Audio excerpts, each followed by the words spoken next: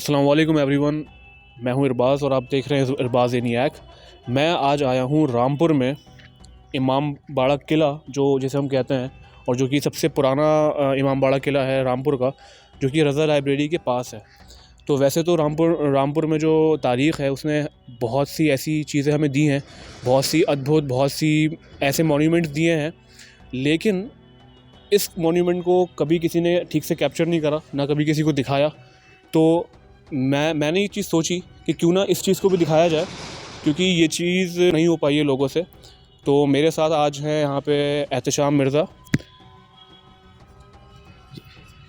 देखिए, सबसे पहले मैं जो आपके नाज़रीन देख रहे हैं उनको अपना सलाम अर्ज़ करूँगा। और आप इस जगह जो खड़े हुए हैं ये इमाम बाड़ा किला मोहल्ला कहलाया जाता है, और ये नवाब हामिद अली ख़ान ने ग़ालिबन इसकी तामीर की थी। और ये स्टेट पीरियड में जब रियासत थी तो ये रामपुर में इमाम बाड़ा था और यहाँ हामिद अली ख़ान की आज़ादारी होती थी। उसके बाद जब रियासत मर्ज हो गई और 1949 में मतलब जब देश आज़ाद हुआ तो इमाम बाड़ा ख़ास बाग बना और वहाँ पे आज़ादारी है। लेकिन मतलब मुहर्रम के महीने में और उसके बाद 2.25 महीना आज़ादारी होती है, तो तकरीबन यहीं पर सब मेन प्रोग्राम होते हैं। और इस इमाम बाड़े की जो मतलब मुसलसल मतलब तामीर, इसको आप कहेंगे तामीर नौ, इसमें काम होता रहा मुसलसल। इसमें तरह तरह के आप ये देखें, जैसे ये मीनाकारी उभारी गई है। और अभी आपको मैं अंदर भी दिखाऊंगा कि इमाम बारगाह में स्टेट पीरियड के बाद अलम थे, लेकिन इस मिक़दार में अलम और ज़री नहीं थी। लेकिन यहाँ के जो नवाब हैं, नवाब कासिम अली ख़ान नवेद मियाँ साहब, उन्होंने इमाम बारगाह के अंदर, अभी मैं आपको दिखाऊंगा, तकरीबन कई 100,000 मतलब अलम जो हैं वो बाहर से मंगवाए, मुरादाबाद से मंगवाए, और मतलब उसको दोबारा वही रौनक के साथ उसको मतलब बर्पा करने की कोशिश की, जिस तरीके से उसकी रौनक नवाबियत के दौर में हुआ करती थी। और इसी के सामने जस्ट आप ये देखेंगे कि ये इससे भी पुरानी, तकरीबन 100 साल पुरानी ये मस्जिद है। यहाँ बाजमात नमाज होती है। ये मस्जिद इमाम बाड़ा किला कहलाती है, मस्जिद किला ये मस्जिद है। और ये इमाम बाड़ा किला मोहल्ला है। तो और ये बिल्कुल हामिद मंजिल से सामने होता था, अभी अब्बास मार्केट है। यहाँ से बताया जाता है कि नवाब साहब पैदल आते थे यहाँ पे, आज़ादारी जब होती थी तो नवाब हामिद अली ख़ान साहब पैदल चल के इस इमाम बारगाह में आया करते थे और आज़ादारी में शिरकत किया करते थे। वैसे इनके साथ और मेरे साथ एक चीज़ सेम है कि इनका जो ताल्लुक़ है वो शायराना घराने से है, और मेरा भी ताल्लुक़ शायराना घराने से है। मेरे जो परदादा थे उनका नाम हज़रत अमीर मिनाइन साहब था, तो वो भी, उनका भी जो एक ताल्लुक़ है वो रामपुर से है, और बहुत ज़्यादा उन्होंने ऐसी शायरियाँ यहाँ पे पेश करी हैं जिसकी बहुत तारीफ़ें की जाती हैं। इनके वालिद साहब, जिनका नाम, देखिए, मेरे वालिद तनवीर सहरी मरूम थे, जिनके अभी चंद महीने पहले इंतकाल हुआ। मेरे दादा उस्ताद शायर अल्लामा सहर रामपुरी, जिनका मतलब पूरी एक हिस्ट्री है रज़ा लाइब्रेरी में। हम दोनों ही की वाक़िफ़ियत है कि दोनों खानवादा अदब से ताल्लुक़ रखते हैं। और अपने वालिद के ही 2 मिसरे भी मुझे याद भी आ रहे हैं कि उसे एक चिराग से कितने चिराग जलते हैं, वो एक चिराग जो आंधी में जलता रहता है। तो ये हम दोनों के अंदर वाक़िफ़ियत है, और आप कह सकते हैं खुशनसीबी है कि हम दोनों अदबी खानवादे से ताल्लुक़ रखते हैं। तो मेरा जो ध्यान था वो इनके ऊपर गया, क्योंकि ये इनको काफ़ी नॉलेज है इन चीज़ों के बारे में, और ये यहाँ के एक तरीके से इनके अंडर में भी है ये जगह। तो इनको मैंने कॉल करी और इनसे मैंने बताया कि मेरा ये इरादा है। तो इन्होंने फ़ौरन मुझसे कहा कि भाई तुम फ़ौरन आ जाओ और जैसा भी होगा देख लेंगे। तो ये पूरा हमें गाइडेंस देंगे कि यहाँ पे क्या क्या है, कैसे कैसे क्या क्या हुआ था। तो अब बने ना इस वीडियो में। तो अब हम अंदर जा रहे हैं, आपको अंदर से दिखाएंगे कि यहाँ पे क्या क्या है। देखिए, ये आप एंट्रेंस होगा, मेन एंट्रेंस तो वो बड़ा गेट है। ये पर्दा जो है ये पार्टीशन है। जब यहाँ पे मजलिस इमाम हुसैन होती है तो लेडीज़ के लिए पार्टीशन है, पर्दे का एहतमाम रहता है। ये सब दर है। और ये आप ऊपर देखें, ये सब ये जो ये मतलब ये ग्लोब लगे हुए हैं, ये सब बेल्जियम के हैं।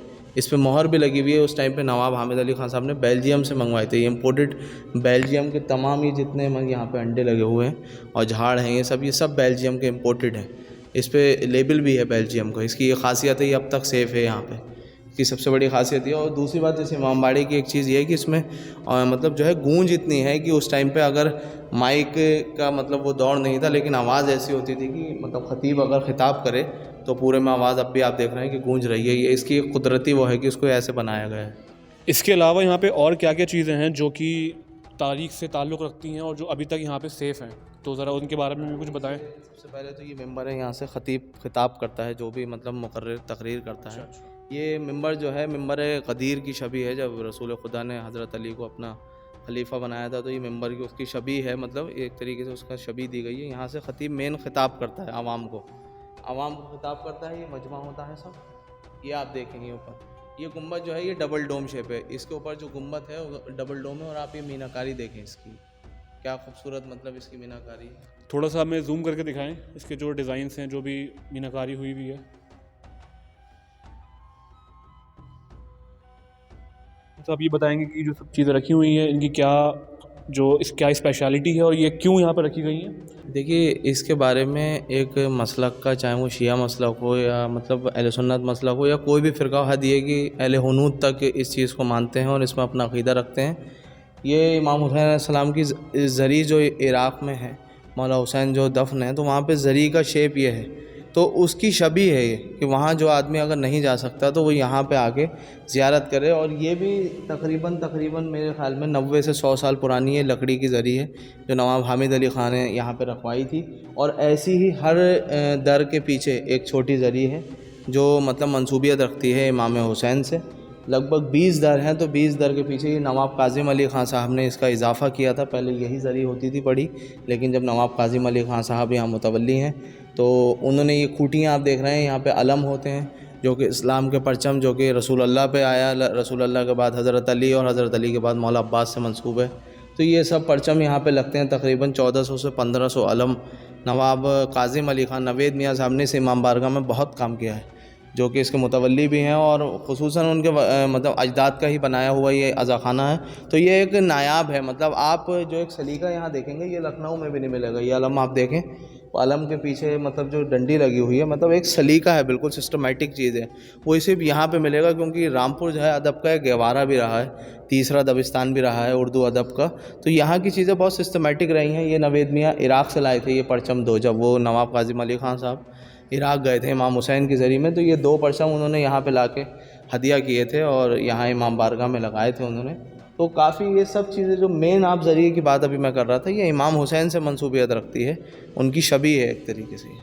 जैसे कि हमें पता है कि नवाबों ने रामपुर की तारीख़ में बहुत बड़ा अपना कंट्रीब्यूशन दिया है और बहुत सी ऐसी मॉन्यूमेंट्स, ऐसी हमें जगहें उन्होंने बना के दी हैं कि आज हम जो उन जगहों को देखते हैं तो हमें एक हैरानी होती है कि उस दौर में वो चीज़ें कैसी बनी होंगी। तो ये भी उसका एक बहुत परफेक्ट एग्जांपल है, जो कि ये एक इमारत हमारे सामने मौजूद है। तो इसके बारे में बताएं, जो ये शीशे लगे हुए हैं यहाँ पे। ये भी एक नायाब चीज़ है। ये नवाबियत का तो फ्लैग होता था, जो मतलब झंडा आप जिसे कहेंगे, तो ये उसके कलर का है ये। और ये शीशे इस तरीके से कटे हुए हैं कि ये देखिए, अभी फ्लैग दिखाएंगे ऊपर, ये बिल्कुल नवाबियत का फ्लैग है। इसके अंदर बल्ब लगे हुए और ये सब पूरी मीनाकारी हुई है, तो ये नवाबियत का फ्लैग है। ये उसी टाइम का जब इमाम बारगाह बना, तो ये भी एक नायाब चीज़ है जो आज तक सलामत है मतलब। और यहाँ पे बेल्जियम की मोहर भी लगी हुई है, ऐसा शाम साहब बता रहे हैं यहाँ पे कि कहाँ पे लगी हुई है। खाली इसी पर नहीं है, मैंने आपको बताया था, ये जितने यहाँ पे ग्लोब और मतलब झाड़ लगे हुए हैं ये सब इम्पोर्टेड बेल्जियम है।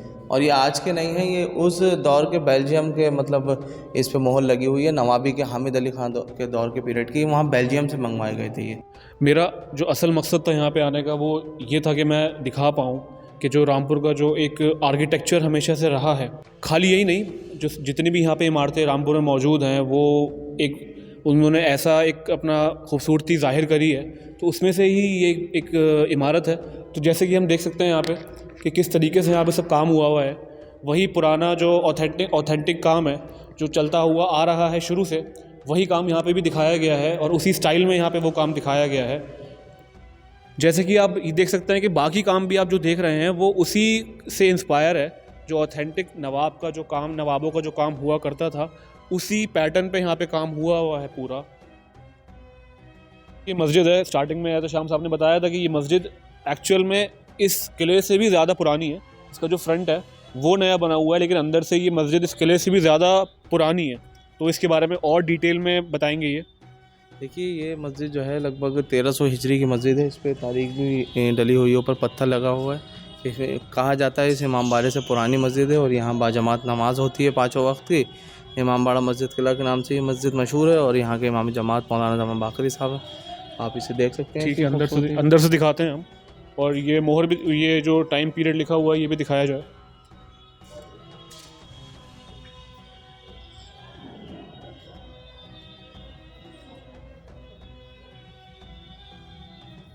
बाकी ये मस्जिद का जो अंदर का पोर्शन है ये वो है।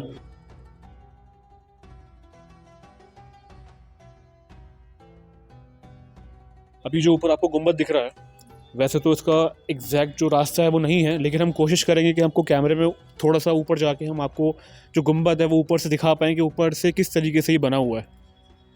जा रहे हैं जो कि हमें ऊपर की तरफ लेके जाएगा। ये किले का एक मैदान था जो कि आप देख सकते हैं कि आज खंडर में तब्दील हो चुका है। और यहाँ पे आज़म खान ने म्यूज़िकल फाउंटेन भी बनवाया था, लेकिन वो चला नहीं।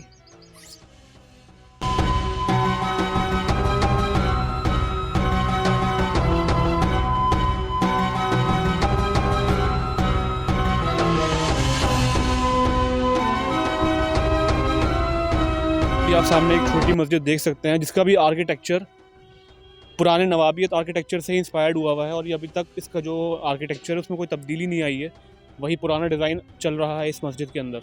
इसमें हम देख सकते हैं कि यहाँ पे ये किला भी यहाँ पे हमें साफ दिख रहा है, और पीछे जामा मस्जिद भी हमें यहाँ पे साफ दिख रही है।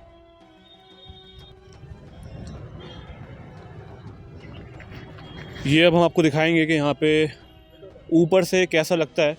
उसके लिए पहले हमें यहाँ पे जूते उतारने पड़ेंगे अपने।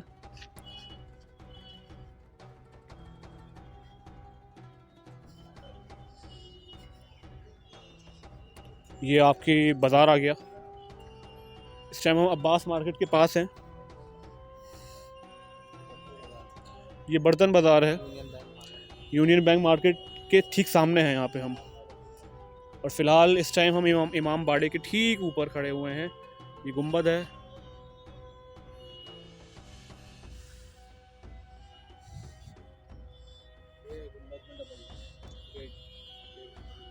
ये आप देखें कि ये डबल डोम का जो गुंबद का डबल डोम है। ये सामने आपको गेट दिख रहा होगा, शायद मैं दिखाता हूँ। ये अंदर जाने का रास्ता था, ये था वो अंदर जाने का रास्ता। यहाँ तो खैर हम नहीं जा सकते, लेकिन ये आपको एंट्रेंस साफ दिख रही होगी वीडियो के अंदर। जैसे ही बड़ा है वो गोल जो लगा है, ये अब एहतशाम साहब बताएंगे डिटेल में इसके बारे में। गुम्बद है और इसके अंदर जाने का एक रास्ता भी है। यहाँ काफ़ी कबूतर वगैरह रहते हैं। और ऊपर आप पीतल की एक मीनार सी देख रहे हैं। इस पे जो ये हांडी सी है, ये मतलब अगर आप एग्जैक्ट इसका वो देखेंगे साइज़, तो ये पतीला जो होता है, पतीले से भी बड़ी साइज़ है ये।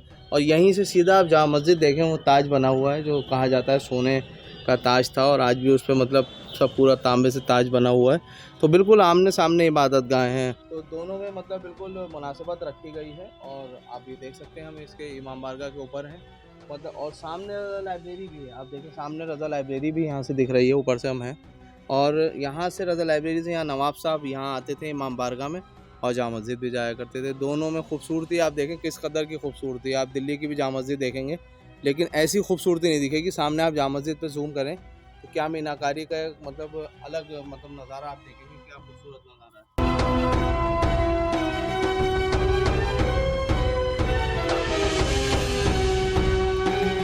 साइज़ की कंपैरिजन में अगर हम देखेंगे तो भले दिल्ली की जामा मस्जिद यहाँ की रामपुर की जामा मस्जिद से बड़ी होगी, लेकिन अगर आप खूबसूरती की बात करेंगे तो रामपुर की मस्जिद कहीं भी दिल्ली की मस्जिद से पीछे नहीं है। आप सामने देख भी सकते हैं इस चीज़ को कि किस खूबसूरती के साथ इस मस्जिद को बनाया गया है और किस तरीके से इसमें बारीक काम हुआ हुआ है। मैं इंशाल्लाह कोशिश करूँगा कि इस मस्जिद में डिटेल का एक ब्लॉग बना पाऊँ और इसमें डिटेल में आपको दिखाऊँ कि इसमें क्या किस तरीके से क्या क्या काम हुआ हुआ है। इसी के साथ मैं आप लोगों से विदा लेता हूँ, और अगर आपको ये वीडियो पसंद आई हो तो इस वीडियो को लाइक ज़रूर करिएगा, और अगर ऐसी वीडियोस या फिर इससे भी अच्छी वीडियोस आपको देखनी हो तो इस चैनल को सब्सक्राइब ज़रूर कर लीजिएगा। इंशाल्लाह मैं आपसे मिलता हूँ अपने नेक्स्ट व्लॉग में। तब तक के लिए अपना ख्याल रखें। खुदा हाफिज़।